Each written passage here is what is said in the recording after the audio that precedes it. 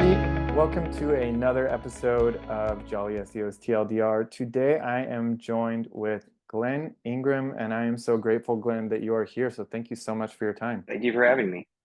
Yeah, absolutely. For the audience, Glen and I just met last month in Bangkok, DCPKK, and then Glen, you did the whole SEO tour after that, right? Yeah, I was able to go from there up to Chiang Mai for about a month and just got home from the Chiang Mai SEO conference in Chiang Mai, Thailand. That's awesome. I really wanted to connect with you here on this pod because you said something that I heard a little bit about. As an SEO, I should know more about this, but as we're going to get into, not all of us are aware of there's an issue with website accessibility. And I heard a great talk last year from Jackie Chu at Uber at MozCon, and she talked about this from a different angle, but you mentioned something to me about class action lawsuits, about throwing away your web traffic. And so we're going to dive into that. Would you briefly just explain your company, what you guys do, and why you became aware of this issue? Sure. Basically, the origin of this is in 2012 at a ceremony for the Americans with Disabilities Act. President Obama suggested that websites should be added to the Americans with Disabilities Act to make sure that people with disabilities have access to the same information that you and I take for granted. So in the fall of 2018, I was at two different networking events within a couple of weeks of each other. And each time when an attorney heard what I did, they asked me if I could make their websites work for blind people. And naturally, like most other people, my first response was I'd take a visual medium and make it work for someone that doesn't see. And he said, yes, our clients have been sued about it recently. And a couple of weeks later, a friend of mine reached out that was just at some meeting, and a lady put on a presentation that does inspections for buildings in California to make sure that they work for people in wheelchairs or with disabilities. And she had mentioned all the lawsuits that had been coming. So after President Obama made this announcement, it started in a few federal districts in the US, Florida being primarily, New York, and then California. And they basically started making this what they call case law when there's not a federal law on the books to set precedents for discrimination if your websites don't work for blind people. So I'm not the smartest guy in the world, but if I have the same question asked 3 times in a few weeks, I go, maybe I should look at this. I went down the rabbit's hole, and literally anyone in the United States that would talk to me, I bugged and bugged to try and learn more and more about this. And I think the best conversation, I found a gentleman in South Carolina, and he took about 30 minutes, and he told me what they were doing. And I was looking at it from a lawsuit aspect, but he really looked at it from a user experience, customer experience. And anyone that's working in websites, SEO, that's really all we're looking for, is a better experience for our customers. And he shared with me their beliefs, what they do, their philosophies, and we modeled our company after that and just started with our web design company, our SEO company. Over the years, it's always just been an assembly line. One person does this, passes off the next person and the next person. And I was very fortunate at this time as well that I had a gentleman that did some complex design for us, maybe when it was above my people in Australia, one of the brightest programmers I've met in this world. And after I heard about this, I reached out and we jumped on a Zoom call and I said, what do you know about accessibility? He's like, how do you know about accessibility? We just started talking about this in a meetup 2 weeks ago. So it was interesting. He tried building a software for us so that we could help make any web developer make it idiot proof. So anytime there's an error, hey, here's your error. Here's what you need to do to try and, again, make it easy, because a lot of people that are marketers aren't the best web designers, not the best coders, myself included. So anytime we can make things easier, we thought it'd be a great thing to do, seeing as the direction that this industry is moving back in 2019 now. And I went to work on the assembly line because I didn't want to wait for the software, to make sure that we learned all the little I's to dot, T's to cross, the different types of HTML you have to understand for screen readers, people that are blind or people with learning disabilities. We use what's called a screen reader. So it turns everything on your website audible, and they can navigate it with just the tab and the enter keys. We went through this, and it probably took us about 3 months. And looking back on, I think probably in 3 months, we were about 90% there, until you come up with different little things on different websites you have to work your way through. But it was enough that we could start offering the service. And the companies that were doing this were just charging exorbitant prices for websites. An informational website might be $12,000 to $15,000 and $500 a month to maintain, and all these things they were doing. And with looking through it, once we got bearings about us in our assembly line built up for, say, an attorney, a chiropractor, a plumber, about a 20 or 30 page website, it might take us another hour, maybe 2 hours to build. And I always like irritating the marketing industry. So I said, we're not changing our prices. We're going to do the same thing. Now, we had to charge a little bit more for maintenance because if you look at a law that pertains to nonprofits and people with government contracts, any business is supposed to have a compliance officer to manage this. Let's be honest, your average plumber, your average dentist, they're not going to have a compliance officer. So we become their ad hoc compliance officer and we do a quarterly audit. That way, should they get a nuisance lawsuit, I can jump on a call with their attorney, the plaintiff attorney, and ask them, please identify exactly what obstacles your customer or client encountered, because we just did this audit 3 weeks ago. Here's everything that went through for this and this. And that way, 9.5 times out of 10, they may have to pay for an hour of their attorney fees, an hour for the other attorney fees, but then the things go away. So seeing this model, we had to charge a little bit more just for those audits and for my time and things like that. But for the most part, we don't charge anything more for building accessible websites than we did for non-accessible websites back in 2018. Yeah, and That's it's how. pathetic because the software story is like we tried to do that, but it turns out just sometimes just being the service provider is the most efficient way to get the job done, Yeah, right? sorry about that. So I missed finishing that out. So basically, about 6 months into this, so August, September of 2019, we jumped on a call with the gentleman in Australia that's now my partner, another company now for building software. And I said, so he goes, I said, how's the software going? He said, how's the assembling going? And that's why I told him everything's going, everything's smooth, everything's great. He said, good. Because we had to try and get 6 or 8 different APIs to talk together in one platform. And it was just a nightmare getting all of them to work together. You get 3 working together, and then you introduce this one, and this one breaks. And then you get those working together, and you introduce another one, these other 2 would break. So it was just a nightmare trying to make a software as a service or something like that could actually work for blind people, colorblind people, people that their vision's poor, people with MSMD. There's just so many little I's to dot and T's to cross that we couldn't develop a solution. And fortunately or unfortunately, all the solutions that are being promoted out there in the world right now as solutions have just become basically targets. So people can take a little piece of code for ABC widget overlay, whatever you want to call it, in New York and throw that in Google with quotes. And here's every company in the state of New York that has that little tool on there that does not satisfy the WCAG, which is Website Content Accessibility Guidelines for accessibility. And the clients are still targets for lawsuits. That part to me blew my mind, right? When you said that, I'm just taking notes here from my own learning, right? You said that using those plugins, and you learned the hard way trying to develop that software in-house, it actually made people a target. And that what you try to do the right thing, but of course, like you said, not all of us have the budget for in-house compliance teams. So maybe you find a tool on your own off the internet, and we're not going to name any names, I know, but just made them a target, which is so sad that that's the way it goes. So you've been thinking about the liability aspect. The other thing, and you'll see me fumble, try to get my cute little brand background. I'll stop playing with that and focus here. The other thing you said to me, though, before we turned on the recording, was there's 2 sides to this. There's the liability, sure, that's really critical. But as SEOs, our goal is to bring in qualified traffic.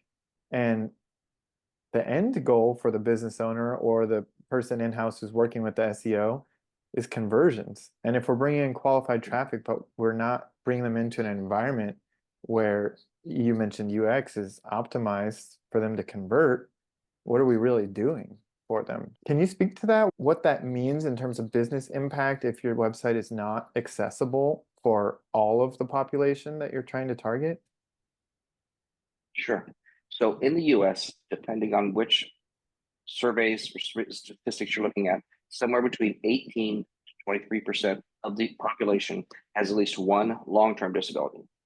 That's not short-term disability, broken arm, eye patch, little things like that. They literally have one long-term disability or more.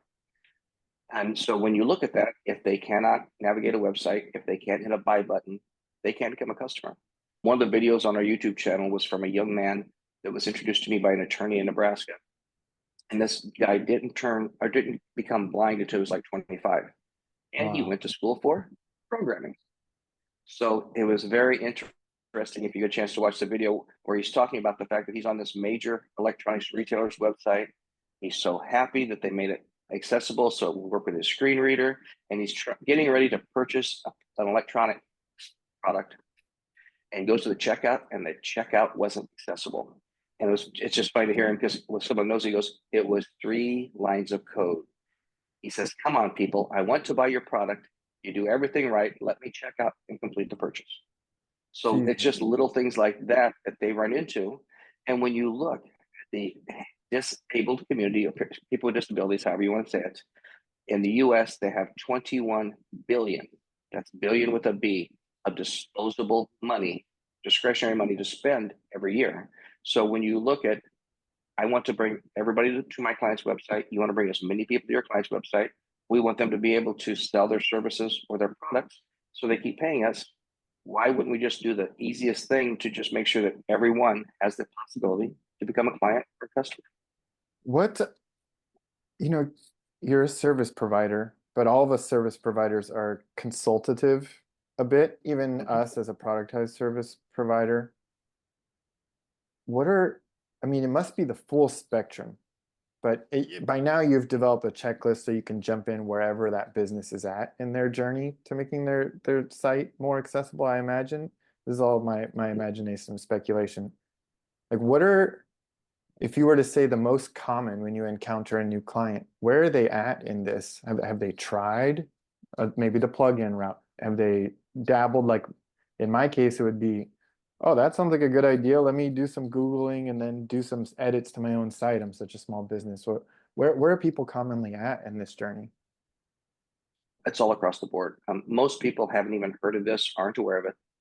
If they Okay. are aware of it, it's typically because either they were sued, someone they knew was sued, there was something with legal action somewhere in their life. And I think when you're talking about these plugins or overlays, the worst one was we had a company that contacted us a few years ago. They were originally from France, and they made French, or I think macaroons or some type of French little pastry candies. And they contacted us after they were sued for the 3rd time in 18 months, because they went from one shortcut to another shortcut. And unfortunately, when you are a defendant of one of these lawsuits, you're in these 2 different big major legal databases where an attorney that's working in this industry can go back Oh in, type no. civil action lawsuit, boom, have someone test your website.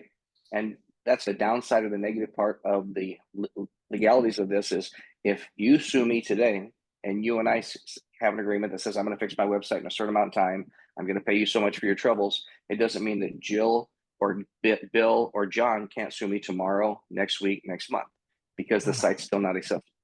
That's the people that have heard about this, that have done that part. And we're well known with a lot of law firms in the US. So I would get referrals every week for this type of stuff. So it was interesting and sad watching people go through the same stages of grief as a death. You know, you don't accept it, you're upset, then you get mad, and they go through the exact same thing. So it was sad seeing business owners going through this, and then how they dealt with it. And 9 times out of 10, they never fixed them properly.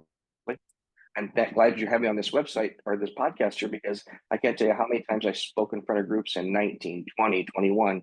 And everyone, I would say, guys, bring your customers here. We won't try and take your SEO clients. We'll just Yeah. help you work with your customers to be accessible. And all of a sudden, then 21, 22, I would get a phone call. Yeah, my customer just got sued. Going, can you help them? I'd say, what did we talk about a year or 2 ago? I don't want to talk about it now. Let's just find a way to help our client, please. I appreciate you mentioning that because I mentioned someone who spoke at MozCon. Her name is Jackie Chu, and she's at Uber. And what she said would be extremely interesting, I think, for any SEOs still listening with us, not just small business owners, but SEOs and enterprise companies.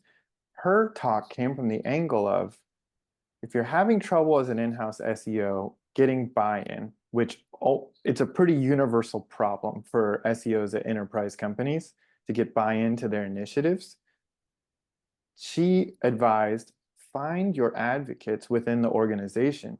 And one of the key demographics was the legal team through accessibility.